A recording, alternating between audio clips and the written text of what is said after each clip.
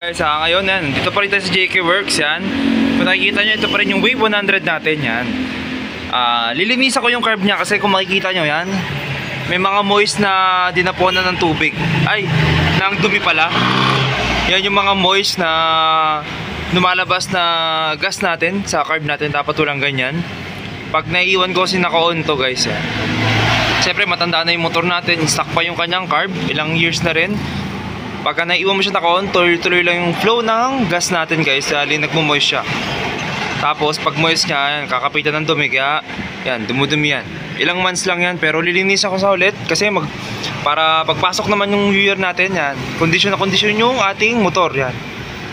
Lilinisan ko siya siguro ilang beses nyo na nakita ako naglinis ng carb dito sa YouTube channel natin guys, pero gusto ko lang bigyan kayo ng lakas sa loob para yung mga carb din nyo, pag gusto nyo galawin yan, hindi kayo matatakot. Diba?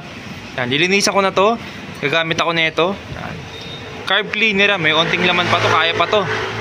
Pwede rin kayong gumamit ng gasolina guys, tsaka brush. Kung wala kayong ganito. Yan, gagamitan ko yan nito. Tatanggalin ko lang tong airbox.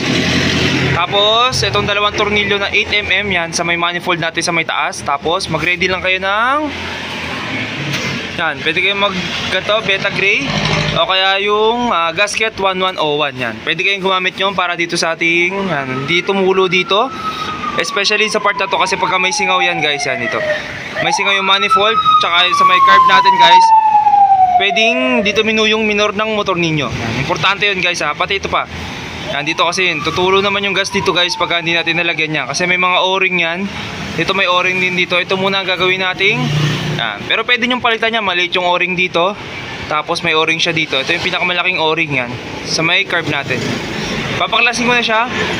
Kailangan off nyo muna yung gasolina ninyo. Tapos pwede nyo nang baklasin yung dalawang maliit na tornilyo dito.